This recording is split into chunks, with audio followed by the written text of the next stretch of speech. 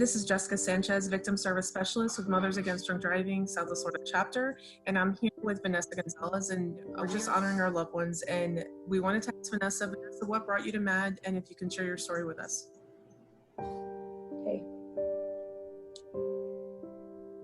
Yes, so my daughter was born April 20th, 2006, and she passed away April 11th, 2011. So she was almost 5 years old.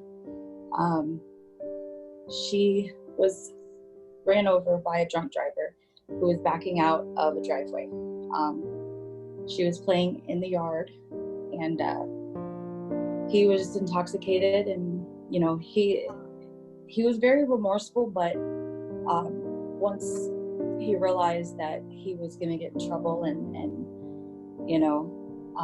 once he did go to jail, he kind of played his way out of the situation and didn't really pause his way of living or his drinking or how he affected us and our family, and took my daughter's life. It took us a long time to get to where we are today. We'll be celebrating her 14th birthday on the 20th. And last Saturday was her anniversary, her 9-year anniversary of her death. And thankfully, we had just purchased our first home, so we had our minds busy. So she was definitely with us and smiling down at us. So this is actually the first year that we haven't gone out and released balloons for her. With the craziness going on right now in the world, we held our own, me and her father held our own, prayer and talked to her and sent her our love. But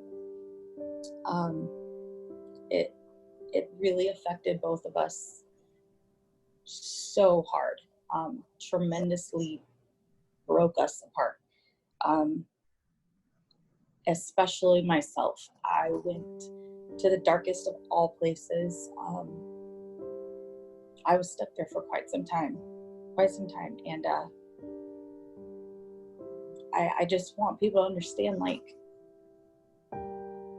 when you hurt somebody, whether it be, physically hurting them, emotionally hurting them, or even killing them, with your drinking and driving, it's more than just that action.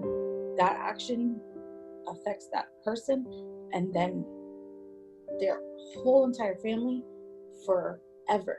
It doesn't just end when that person goes into the ground. It ruins more lives in so many different ways. And that's the reason why,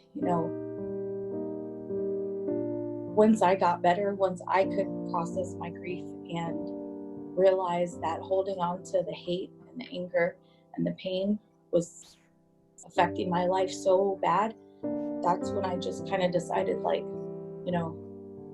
I got to do something with this. I have to do something with my anger and my pain positively. So I got up and I brushed myself off. I actually went out and spoke with my daughter. So I got down on my knees and I let it all out, cried and prayed and talked to her. And, she told me that she wants me to help people, especially people that have gone through the same thing that we have. And it just nagged at my heart for a long time, maybe 2-3 weeks, that I had to do something. So I reached out to one person and another and another and another, and finally the two met, So me doing, like, anything that I can to help spread that message that, just in 10 seconds you can change the way that you think. Not saying don't go out, don't get drunk, don't party or whatever, but just have a plan. Give your keys to someone else, have a designated driver, call Uber. There's tons of Ubers now. Thankfully, the bars and everything are closed right now, so we don't have any of the drinking and driving going on. I'm sure rates are definitely going down right now. But once it's cleared and everybody starts going and we have a lot of drinking and at the bars and socializing, I pray really hard for people to make the right decision, because you never know what can happen. Thank you so much for that. That's powerful words, and I feel the same thing when people start going out after this. It get a little crazy. So we're hoping people make plans and they arrange for designated drivers or Uber. It's really simple, and now more than ever, I'm sure there's going to be a bunch of Uber drivers. So what would you like to share about your daughter that we can all remember for Victims' Rights Week? I know that you talk about her and her spirit and how spunky she was. Can you share a little bit about that? And also share her name so everyone knows.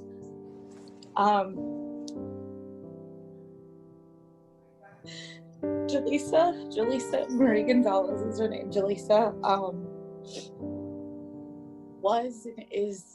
she was so just bright and funny and happy. Like, she never cried. She never, never. She'd even fall down and get up and say, "It's okay, mommy, I'm okay." And she just always wanted to make sure that everybody else was happy and smiling, and everybody was always the best ever. So I was always the best mommy ever and the best daddy ever. And, I just want her to be remembered as the best baby ever. It's on her tombstone, and I tell her that every day. You're the best baby ever, because she really was the best baby, the best granddaughter, the best niece, cousin, everything.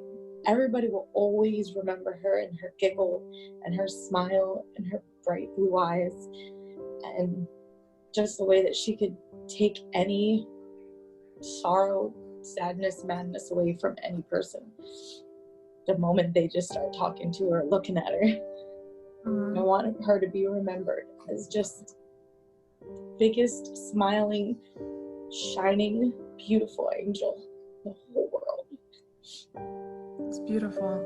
So what we're asking, Vanessa, for families to do is, for the Victims' Rights Week, we want to honor our loved ones. So what we're asking is, especially that you got a new house, this is actually, maybe it's good to plant a flower, or to plant a seed and let it blossom into a flower, and then let that be a reminder of how beautiful your daughter was, with all the vibrant colors and everything like that. So I'll check back in with you and we can talk about that.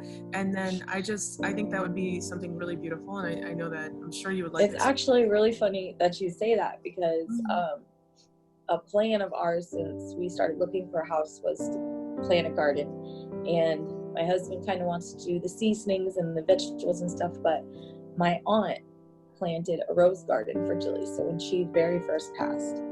And every year it blooms pink and red and purple flowers. I mean, like the brightest of colors. And when I moved in, I told her, because she actually just got re-diagnosed with terminal lung cancer. So I told her that I really want her to teach me and come over and help me plant a rose bush. So that's crazy that you said that. That's something that we're going to be doing soon. Yeah. Send us pictures, keep us up to date, and we're always like I've said before. So we look forward to continue working with you. And thank you so much for this. Yes, no problem. Thank you. Thanks.